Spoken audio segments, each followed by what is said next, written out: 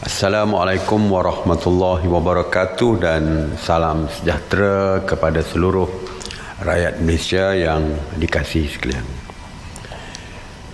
Semalam 30 Jun merupakan hari ke-21 pelaksanaan Perintah Kawalan Pergerakan Pemulihan ataupun PKPP. Polis Diraja Malaysia melalui Task Force Operasi Pematuhan melibatkan 2,850 pasukan pematuhan yang terdiri daripada 13,166 anggota telah membuat 61,262 pemeriksaan bagi memantau dan menguatkuasakan pematuhan SOP PKPP. Sebanyak 3,896 pasaraya, 5,574 restoran, 1,068 penjaja, 972 kilang, 1,625 pasar awam dan pasar tani telah diperiksa.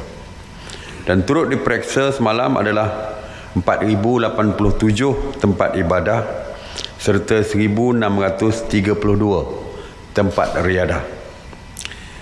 PDRM telah menahan 55 individu di atas kesalahan engkar arahan PKPP dan daripada jumlah tersebut 11 individu telah direman manakala 44 individu lagi telah dikenakan kompaun. Antara aktiviti yang melanggar SOP termasuk aktiviti karaoke atau pusat hiburan keluarga sebanyak 12, seramai 12, aktiviti refleksologi ataupun urut 6, aktiviti yang melibatkan kehadiran orang ramai. Ini berkaitan dengan penjarakan sosial sebanyak 29 dan aktiviti yang melanggar SOP lain sebanyak 6. Jadi seperti saya katakan bahawa pihak polis terus mengambil tindakan terhadap mana-mana yang engkar untuk mematuhi SOP PKPP ini. Mengenai kawalan sempadan, operasi benteng melibatkan PDRM, ATM, APMM dan juga AKSEM masih mengawal ketat sempadan negara secara bersepadu bagi menyekat kemasukan parti ke negara kita. Sejak dari 1 Mei hingga semalam, seramai 1,157 parti dan 211 tekong telah ditahan kerana cuba memasuki sempadan negara secara haram, terutamanya melalui lorong-lorong tikus. Turut ditahan adalah 76 individu yang disyaki penyeludup serta 36 buah kapal. PDRM juga telah membuat 66 sekatan jalan raya operasi benteng dan memeriksa 42,955 kenderaan bagi mengekang kemasukan parti terutamanya di lorong-lorong tikus. PDRM telah berjaya menahan 3 warga negara asing di sekatan jalan raya Ops Benteng di atas kesalahan imigresen.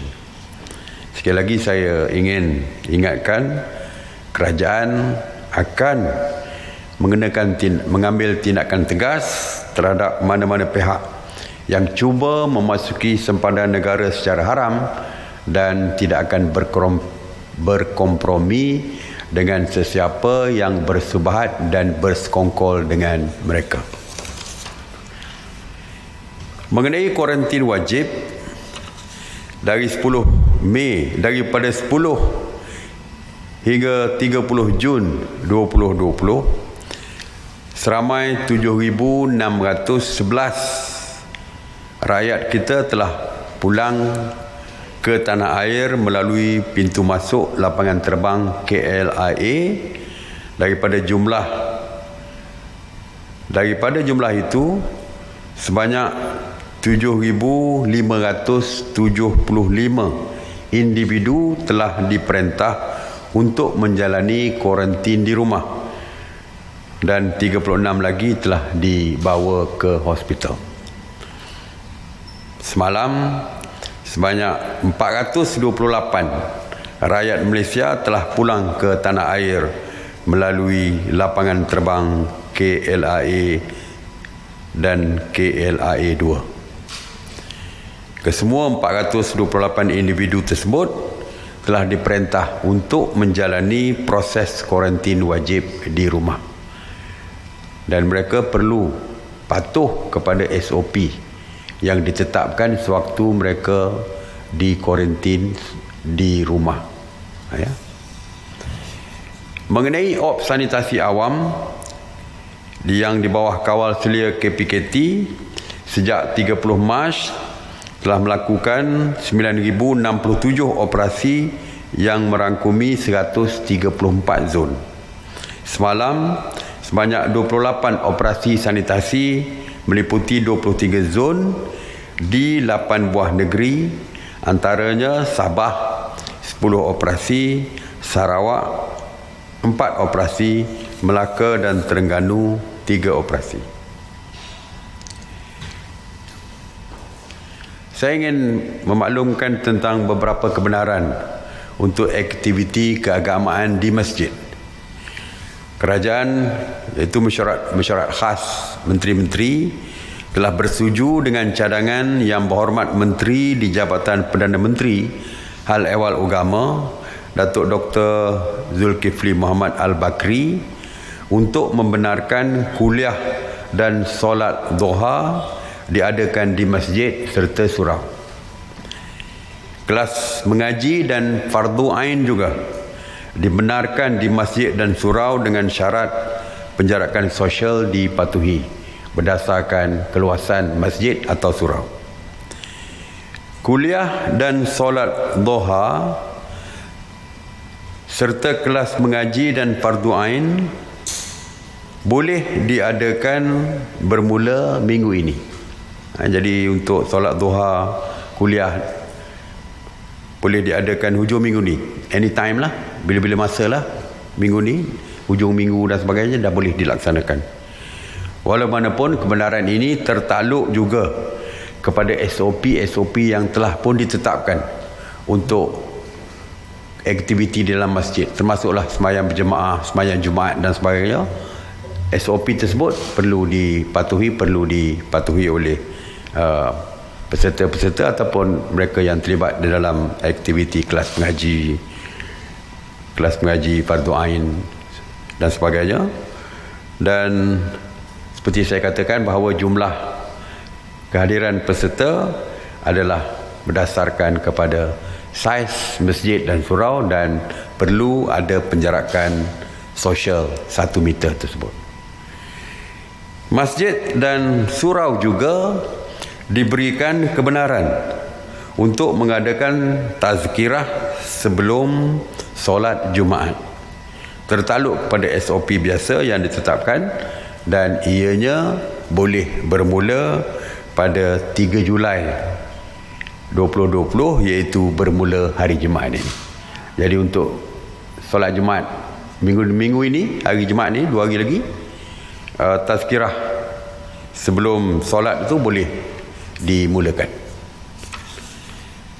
Mengenai pembukaan institusi pengajian tinggi IPT, Mesyuarat Khas Menteri-Menteri mengenai pelaksanaan PKP telah meneliti pembentangan daripada Kementerian Pengajian Tinggi berkenaan dengan pembukaan semua IPT, termasuklah SOP bagi kemasukan pelajar-pelajar tempatan dan antarabangsa.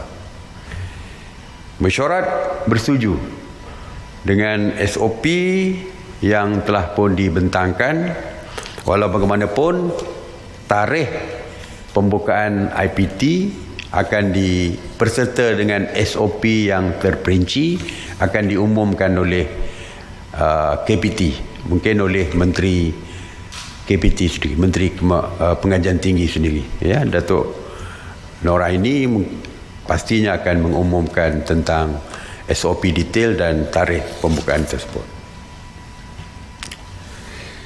Tuan-tuan dan puan-puan, sepanjang tempoh PKPP, kerajaan telah memberikan kelonggaran untuk membuka semula hampir ke semua sektor ekonomi, sosial dan juga aktiviti-aktiviti harian rakyat. Dalam usaha untuk menerapkan budaya norma baru serta kawalan kendiri bagi mengekang penularan wabak COVID-19, kerajaan akan melancarkan kempen kesedaran yang melibatkan COVID-19 ini di seluruh negara. Kempen ini akan dilancarkan oleh Yang Amat Berhormat Perdana Menteri Tan Sri Muhyiddin Yassin sebelum akhir Julai ini. Bagi memberi peluang dan ruang kepada semua rakyat Malaysia, sama ada yang berada di dalam negara maupun di luar negara, untuk menzahirkan kreativiti mereka, Kementerian Komunikasi dan Multimedia Malaysia akan menganjurkan pertandingan mencipta logo dan tagline kempen kesedaran mengenai COVID-19 ini. Pertandingan ini dibuka mulai 1 Julai hari ini sehingga 10 Julai Jumaat depan sebelum pukul 12.30 malam, dan semua rakyat Malaysia layak untuk menyertai pertandingan ini. Hadiah bagi pemenang tempat pertama adalah wang tunai sejumlah RM5,000, tempat kedua RM3,000 dan tempat ketiga RM1,000. Hadiah akan disampaikan oleh Yang Amat Berhormat Perdana Menteri Tan Sri Muhyiddin Yassin sewaktu majlis penyampaian kempen ini. Untuk penyertaan dan maklumat lanjut mengenai pertandingan ini bolehlah didapati dari laman sesawang KKMM di www.kkmm.gov.my atau laman web Jabatan Penerangan Malaysia www.penerangan.gov.my. Jadi tandingan ini boleh sesiapa saja boleh menyertai. Ya. Tuan-tuan dan puan-puan sekalian, hari ini merupakan hari pertama aktiviti-aktiviti riadah seperti panggung wayang, kolam renang serta taman tema yang dibenarkan beroperasi semula. Kerajaan telah mengambil keputusan ini setelah berbincang dengan Kementerian Kesihatan Malaysia dan juga Majlis Keselamatan Negara, dan ianya diputuskan oleh mesyuarat khas menteri-menteri. Jadi saya ingin mengingatkan kepada orang ramai supaya mematuhi SOP yang ditetapkan serta mengamalkan kawalan kendiri dan penjarakan sosial ketika beriadah. Jika bergejala, duduklah di rumah. Jangan keluar ke tempat awam. Kerjasama ini amat penting bagi memastikan rantaian jangkitan COVID-19 terus dapat kita putuskan. Oleh itu, amalkan kawalan kendiri untuk kekal selamat. Terima kasih. Saya buka kepada soalan. Terima kasih Datuk Seri. Soalan saya hari ini, manakah sekolah sudah dibuka, terutamanya kepada pelajar tingkatan 5 dan tingkatan 6 yang akan menghadapi peperiksaan besar. Jadi adakah pusat tuition akan dimulakan beroperasi? Dan soalan yang kedua, bagaimana pula dengan institusi pendidikan swasta dan sekolah pendidikan khas? Adakah juga akan diberi kebenaran untuk beroperasi? Dan yang ketiga juga, bagaimana dengan surau-surau sekolah? Sudahkah keputusan dicapai sama ada boleh digunakan atau belum? Saya dah umumkan itu hari bahawa SOP mengenai pusat tuition, pendidikan khas, surau-surau sudah pun boleh digunakan. Tetapi detailnya seperti saya katakan akan diumumkan oleh Yang Berhormat Menteri Kanan Pendidikan. Dan saya ingin maklumkan bahawa petang ini pukul 4 Yang Berhormat Menteri Kanan Pendidikan akan membuat sidang media yang akan menjelaskan secara detail mengenai SOP dan juga tarikh-tarikh pembukaan kelas-kelas, ya, dan juga pusat tuition, sertalah sekolah-sekolah pendidikan khas yang di soal tadi, yang ditanya tadi. Jadi petang ni lah, tunggulah pukul 4 petang ni, ikuti PC sidang media yang akan dibuat oleh Yang Berhormat Menteri Kanan Pendidikan. Ya, okey. Datuk Seri, pusat urutan dan spa sudah dibenarkan beroperasi, tapi untuk perkhidmatan berbekam tidak termasuk dalam senarai yang dibenarkan. Jadi adakah berbekam dibenarkan? Selain itu, ada pusat urut menawarkan khidmat berbekam. Jadi adakah ini juga dibenarkan? Terima kasih. Ya. Saya umumkan dulu yang berkaitan dengan perubatan tradisional pun kita benarkan. Ya, bukan saja spa di hotel yang kita benarkan, tetapi juga tradisional. Sepertilah berbekam, mungkin urut oleh bidan, ya, selepas bersalin, kita benarkan. Apa pun yang berkaitan itu kita benarkan, termasuk tradisional. Jadi berbekam boleh dilakukan.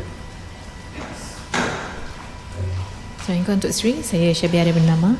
Okey, ada laporan mengatakan seorang remaja iaitu merupakan pemohon Malaysia Rumah Keduaku dipaksa berpatah balik ke Singapura oleh Jabatan Imigresen Malaysia kerana tidak membuat serangan COVID-19. So, komen Datuk Seri dalam hal ni? Ya, sehingga hari ini walaupun kita benarkan rakyat Singapura, terutamanya yang terlibat dengan Malaysia My Second Home, dibenarkan masuk ke negara kita, tetapi walaupun sekarang ni kita telah membuat keputusan tidak perlu dikuarantin lagi kalau mereka selepas membuat saringan didapati negatif, kita dah kata boleh masuk, tak perlu dikuarantin 14 hari. Sebenarnya di Johor Bahru pusat kuarantin telah pun ditutup, tidak ada lagi pusat kuarantin sebab kita benarkan mereka masuk, kalau daripada Singapura masuk dengan tidak perlu kuarantin kalau mereka negatif. Walaupun bagaimanapun mereka perlu membuat test sebelum masuk ke negara kita. Perlu buat test. Singapura mungkin mempunyai dasar tidak membuat test kalau tidak ada gejala mungkin. Tapi mereka yang masuk kalau tidak ada membuat test COVID di Singapura, mereka perlu mengemukakan sijil yang mengesahkan dia tidak bergejala ataupun tidak mempunyai positif COVID, iaitu sijil fit to travel.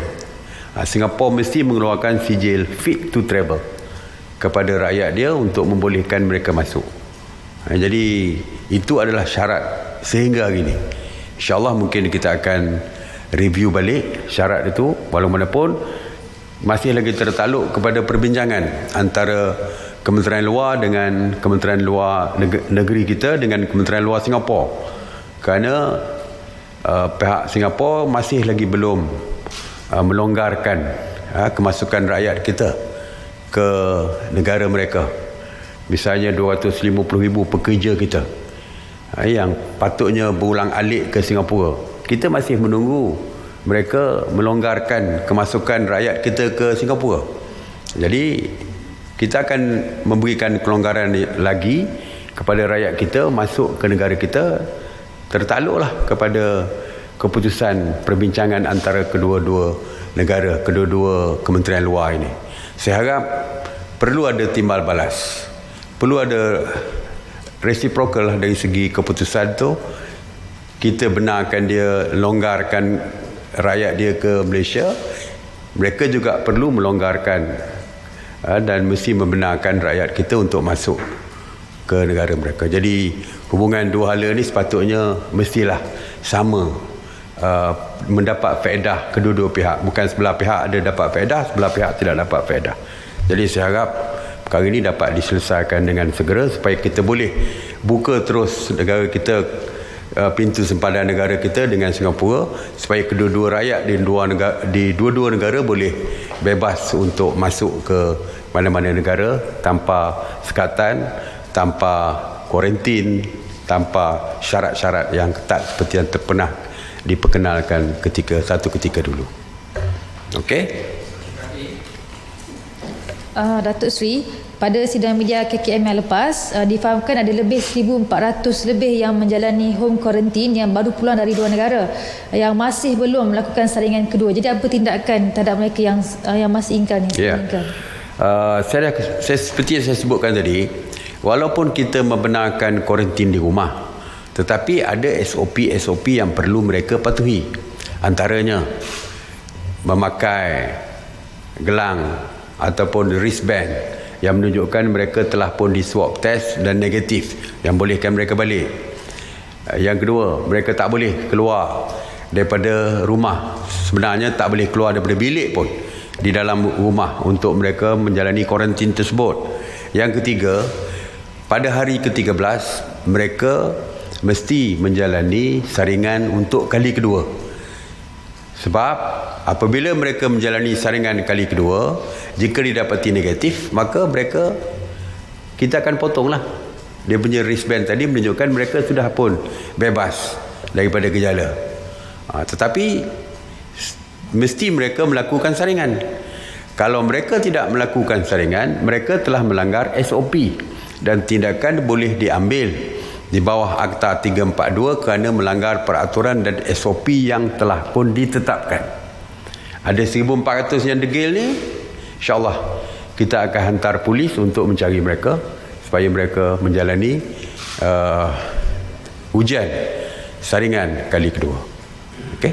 Jadi sama ada mereka nak tunggu polis datang ataupun mereka sendirilah pergi ke klinik-klinik dan sebagainya untuk membuat saringan kali kedua tersebut. Ataupun mungkin mereka boleh menelpon Kementerian Kesihatan, mungkin boleh membuat arrangement bagaimana nak atur untuk saringan kali kedua tersebut. Okey? Terima kasih. Assalamualaikum warahmatullahi wabarakatuh.